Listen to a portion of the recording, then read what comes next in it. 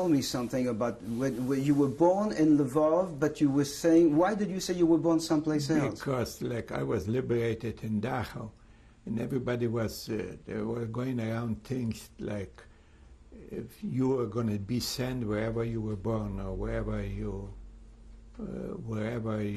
lived.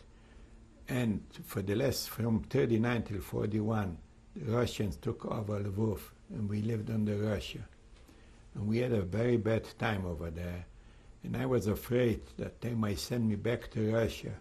And I didn't want to go back to Russia. So when they registered us, I put my birthday Birthplace? as Krakow in Poland, because I was afraid I might go back, they might send me back to And also Lvov. you made yourself older? Older, yes. How many years older did you make yourself? 2. 2 years. Now, in 1939, when the war started, you were 14 years old. What happened? What do you remember when the war started, when you were in Lvov? When the war started, it was in September the 1st. And the war started, and right away you could hear they were bombarding, they were bombed the train station. You know, we had a very large train station. And you knew that the Germans, we didn't know nothing about the Russians. We always knew that the Germans started the war, they're coming over to us. And everybody was scared. Was your father, did your father have to go to the Polish army? No. When the war started? Why? No. They didn't call him. They didn't call him? They didn't Because he call was too old? I don't know, but they didn't call him. When the war started, he must have been, I would say 35. I think that was too old. How did you feel when the war, that the Germans going to occupy your country? Well, you didn't know very much. You didn't know what's going to happen or what. But it took about maybe a week, and they told us no lights at nighttime, and we had to put tapes over the windows because they were afraid that the windows going to break down. And I don't know exactly how long it took us. It took us maybe not quite a week. And all of a sudden, instead of the Germans, the Russians came in. And the Russians came in, and we didn't know, myself, I didn't know what was all about it, but I know that my father was a little bit afraid, so to say, because he knew they were communists, and in our family, whoever had a store or what was not a communist. We always thought the communists were poor people. But the Russians came in, and did he tell you he was afraid of the Russians? Did he ever tell you that? He didn't tell me, but I knew they were talking to my mother. Once the war started on, so but what happened when the Russians? We never had any family coming together, you know. They came once in a great while, but when the war started, you know, somehow my uncles, my father's brothers and sisters came into us, and they were discussing, and nobody actually knew what's going to happen. But when the Russians came in, and they used to make, on the streets, they used to make meetings, you know, call everybody in, and they were telling everybody how good they are, and everything is going to be okay. But even after the Russians came in, and the situation got the other way bad. In which way? They start on to buying everything. Whoever had anything, they start on to buying up, because they never had anything in Russia. When they seen people had some suits or what, they used to buy them on the street. They used to buy from them, these suits. As a matter of fact, I had a watch, and to have a watch at my age in the old country was a big thing. Not everybody used to have a watch. And they were trying to take my watch off, the soldiers. When they came over, they weren't even dressed up nicely, the soldiers. They used to be dressed up not like we thought soldiers were nicely dressed up. Were the Russians different with the Jews? Were the Russians? Well, they were completely different. And did they give you laws? They give us laws. Which laws they gave you? Now, for instance, I don't know exactly how long it took us, but whoever had a store had to give away the store. That's under the Russian occupation. They confiscated all the stores. Whoever had a store, they made them right away. They called them a kulak, a bourgeois. And do you know what a bourgeois means? A bourgeois means somebody who has money. And whoever who has money, you know, he used to be on top of the poor guy. He used to, the poor guy used to be slaves for him. You mean like middle income people here? That's right. No, there was more than higher than middle income. Well, yeah, to them, a middle income in here was a big thing. Over there in Poland, you know, everybody had a hard time to make a living, you know. And to be a middle income, there was like a rich man in here. Did they let you go back to school once they occupied it? Yes, they let us back. You continue going to school? They let us back go to school, but what I want to say is that, for instance, everybody had to report to the police and had to make out like a passport in here, like an ID. But that's including Jews and non-Jews? Everybody. Plus, in the ID, you had to written down if you were like, they made you, I think, citizen of the Soviets, but they put on everybody down his religion, whoever, what kind of religion he is, plus if he is so to say a rich man. In other words, like they put down on my father's passport, he was a kulak, which means that he had a store. Whoever had a store, they were marked to send out to Siberia. You say a kulak? Kulak. How do you spell that? In Russian, Kulak. And it means somebody who has a store. Somebody who had a store with a bigger income, and they were all to be sent to Siberia. And so my father was also marked to be sent to Siberia. And he had all kind of, I don't know how you call it, a pusher, so to say. He knew some other people, you know, and it cost him quite a bit of money not to be sent to Siberia. I wish they would send us at that time, because maybe we would stay alive. But they send out a lot of people, they send out to Siberia. What happened to your family? All my family got in when the Germans came in 41. No, while the Russians were there, what happened to the family? You said a lot of them were sent to Siberia. Yeah, we just lived, and whoever. My father used to work for a Russian military outfit, and he was just a plain worker, and he just made a hard living, you know. Plus, we had some saved money. Whoever had some money saved, you know. Did your life change drastically? It changed completely. For the Jews, it was in a way good, because there was no whoever was supposedly anti-Semite, and they found out, they sent them also out to Siberia. In other words, they said everybody was equal, and you couldn't be anti-Semitic. And at the same time, you know, for instance, you couldn't go to any temples or to shuls. They closed it all up because they didn't believe in religion.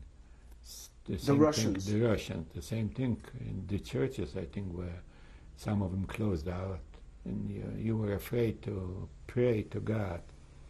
No, we went in school, and in the school they used to give us, every student, a stipendium. Like, I used to get 70 rubles a month from them to go to school, and with this I could pay for my the high school was actually free, because they made all the high schools, all the universities free.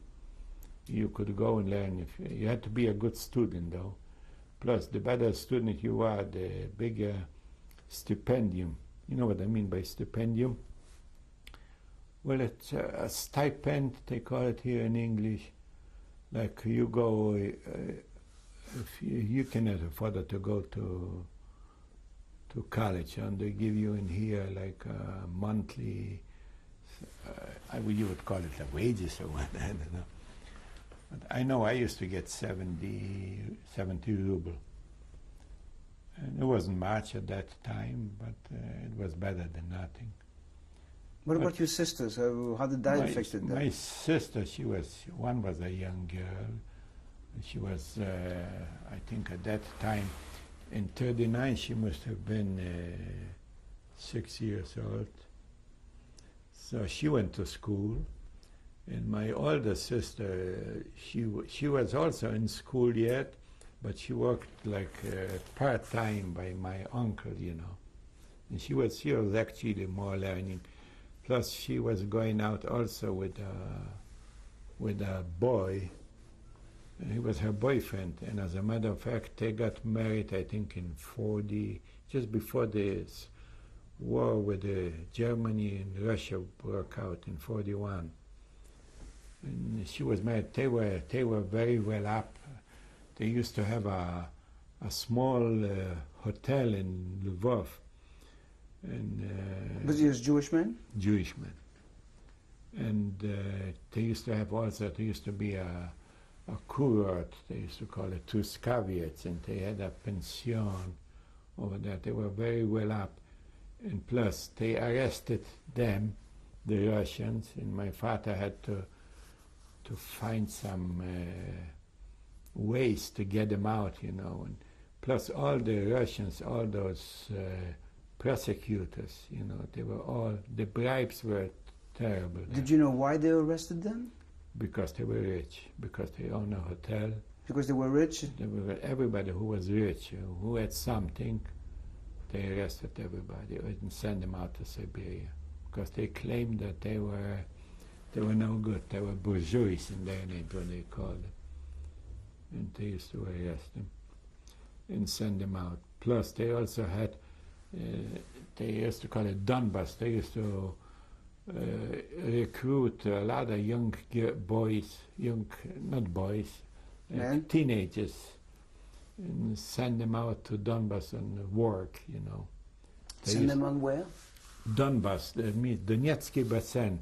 That was like Ural, the mountains in Russia.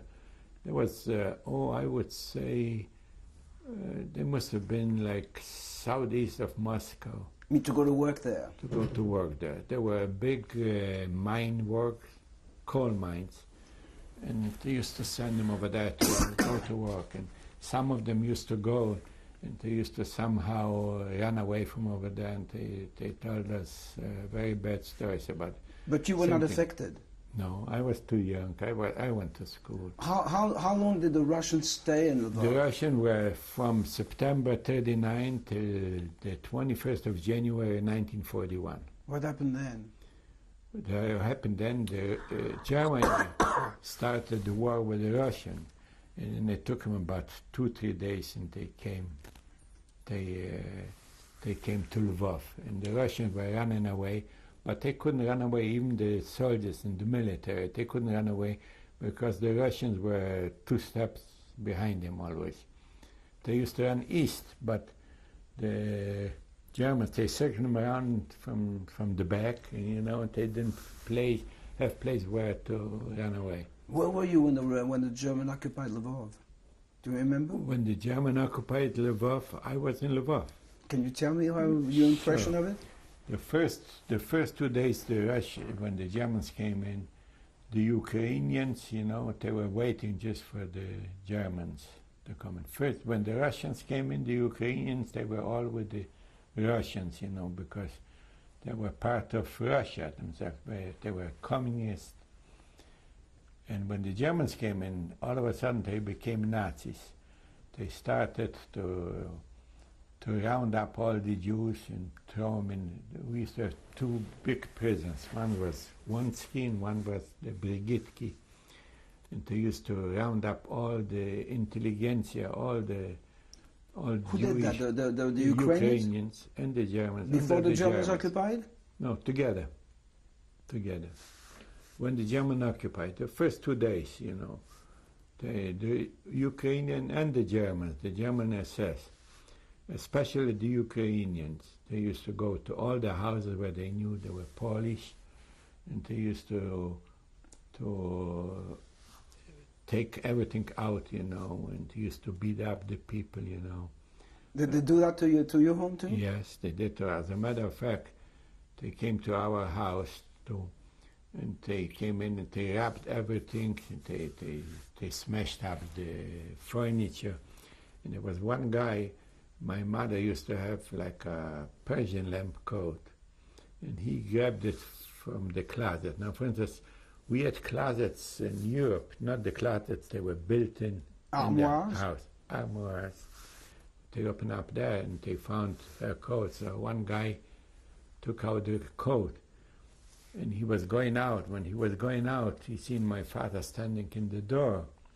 And my father knew him very well, and he knew my father. He got ashamed, and he threw the coat, and he gave it back to him. Your father knew this man who was an Ukrainian soldier? He was not a soldier. No, he was not. He was an Ukrainian. He was a private guy, but he knew him. I don't know where he knew him from. He was a neighbor or what, and he just threw this coat back on him, and he ran away. He got ashamed. How long did it take for the Germans to give laws for the Jews? Or do you remember what kind of laws they gave? The other way, it took them right from the beginning on. They used to round up the people. They used to take them to work, so to say, to clean up houses, to clean up the garbage, to clean up No, when you say people, streets. were they men and women? Men and women, and children, anything, not small children. And my age, they took them if they were big or if they were well developed. But they didn't take small children because they had no use for them. What happened to you? They rounded me up too, you know, and I was cleaning the streets, and we were putting the garbage together. Plus, they took us to some schools where the Germans requested them, and they had their kaserne. Do you know what a kaserne is? Means like a building military base. Yeah, I like a base, you know, to clean them. They used to bring them all in the morning. They used to take groups of people, you know, they take them to the military base, and they kept them over there to clean everything up. And in the evening, they send them back. Were there any curfew in Lvov? Any what? Curfews? Yes, there were curfews. Like, I don't remember since when in the morning till, I think, 6 or 7 o'clock in the evening. Then you could not be outside on the street? You couldn't be outside on the street. Now, in about maybe 2 or 3 months ago, they gave us, they posted that they're going to make a ghetto. And they gave what year was that when ghetto. they made a ghetto? Right, in 41. 41. Yeah. And they gave you the streets and so forth. They gave you a map where and how. And somehow they made the other way, they made a Judenrat. You know what a Judenrat is? Like no, tell me what it is. The Judenrat is a self-government of the Jews. They had to have some kind of government to govern the Jews. They were the population. As a matter of fact, when the Germans came in, the Jewish population became from 130,000 Jews, became to about 150, 160,000 Jews, because the Germans came up to Przemyśl, Warsaw in 39, where they stopped, and they gave the East Poland, they gave to the Russian, and the West Poland became general government, became Germany. So the Jews that were staying under the Germans, they came running to us, to Lvov, to the Russians, because they had a hard time.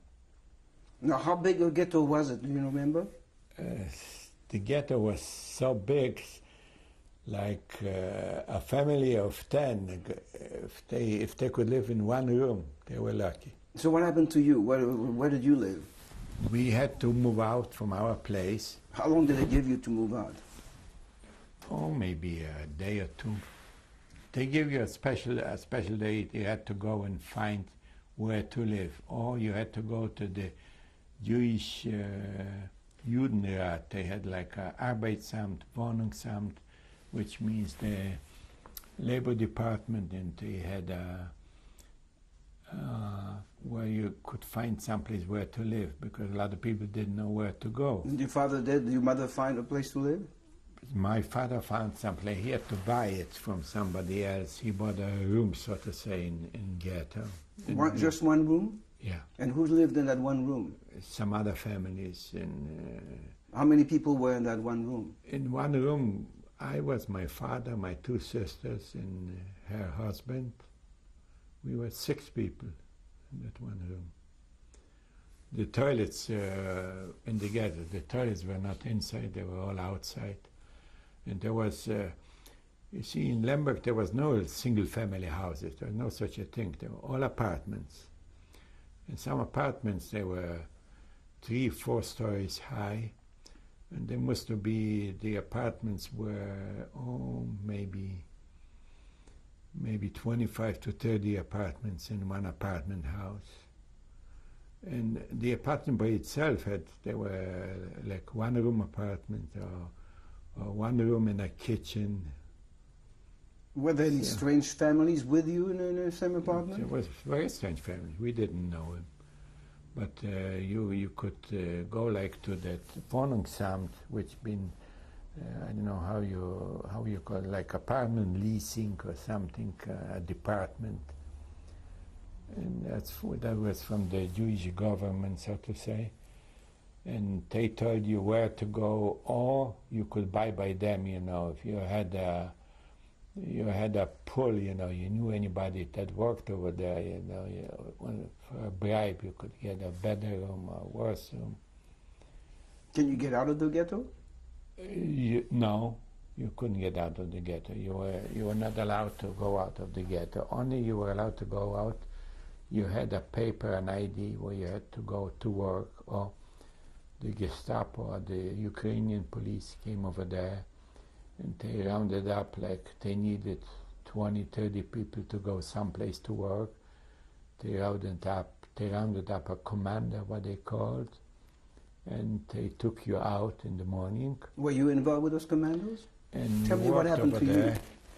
Now, I worked with my father, and we used to demolish, like in the ghetto, some apartments. They were made out of ghetto, because they made them in one bezirk. That means I don't know. One what? Bezirk? Bezirk means. Which means what? Or like not the streets, you know, like 10 streets formed one bezirk, you know, one class or so. Like, I don't know, like, for instance, you got, in Paris, you got all those streets, you know. Quarters. 10, yeah. Arrondissement. Arrondissement, right. So they had those bezirks, you know, they made... Bezirk was like a quarter. Yeah. They were like 10, 20 streets together, and they had and what did you have to do? Number 2. Some of them, you know, they made for ghetto, and some of them they made for the Aryan people. So some houses had to be taken down, you know. So I worked with a commander where we had to get them houses down, you know, and them bricks, you know, we had to clean them up, them bricks, and they used them bricks for something else, for the German, for the Gestapo. What did you do in the evening when you went back to your one-room apartment with all the family? When you were lucky when you went back. When you went back, you stayed there, you know, and doing what? And you were just sitting there, you know, talking stories, what happened, or somebody came over there. Plus, in the evenings, you were always afraid, because you always heard, oh, in this apartment they're going to come and they're going to make a aktia. Aktia meant they came in, the police came in, and they picked out some older, not older guys. By older I meant like 20-year-old guys. They looked good to work. They picked them up. They took them out, and they took him someplace to work. Some of them they took him out, and they took him to we used to have it wasn't a concentration camp, it was a Arbeitslager, which means a work camp. And they built a work camp over there, and they made some kind of factories over there. They made a... Where is over there? Where? It was Janowska. That was maybe 5 kilometers outside. From your ghetto? From the ghetto. And there used to be a DAW, and there was a Janowska camp lager. That whoever got over there, that was the worst thing it could be, because once you got over there, you never got out from it. What about you? Did they send you there? They said once they came and they took a group, maybe 300-400 people, and they took us to that Janowska camp. That Janowska camp was they were just barracks over there. There must have been, I would estimate, a barrack maybe 100 feet long, 50 feet wide. It was just one hall, and there were all those, and here you would call it a bunk, but there were just three layers of bunks. And there were no straws or no nothing. They were just wood. Just wood. And there used to be some Germans, you know, with those we call it a peitsche, whip, and they used to beat you and just holler all the time. And we used to run out. Everybody had to grab for the evening a place where to sleep. Now we were all maybe on one that bunk, you know. One was laying one next to the other one. There was no such a thing like for a bed for one guy, you know. What about the sanitation? There was no sanitation. There was latrines. Over there they call latrine. There used to be, once you go over there, you took your life in your hands, because they were standing there assessment, you know, and they were just beating on you, and they were just the latrines. It was just a big hall, a long hall. You were standing, and you just dropped your pants, you know, and you did what you had to do, you know. There were no shower rooms? Can you take a shower? No, nothing. No, nothing. What about food? What kind of food? The food in there was, they woke you up in the morning. It was maybe 4 or 5 o'clock in the morning, and you used to call it to go to a roll call, appel. You used to stay over there, rain or snow or no matter what. You used to stay over there for 3-4 hours, and they used to keep on telling you all the time, Mützen up, Mützen down, Mützen up, Mützen unter. Mützen means a cap, you know. You have to put up your cap all the time. Take up off your and cap, down, put it on again. And then you have to count up 1, 2, 3, 4 until they had some kind of paper. They knew, so to say, how many people were someplace. And we used to stay so long until they found out if anybody was missing or not. We're going to stop the tape right now and change it.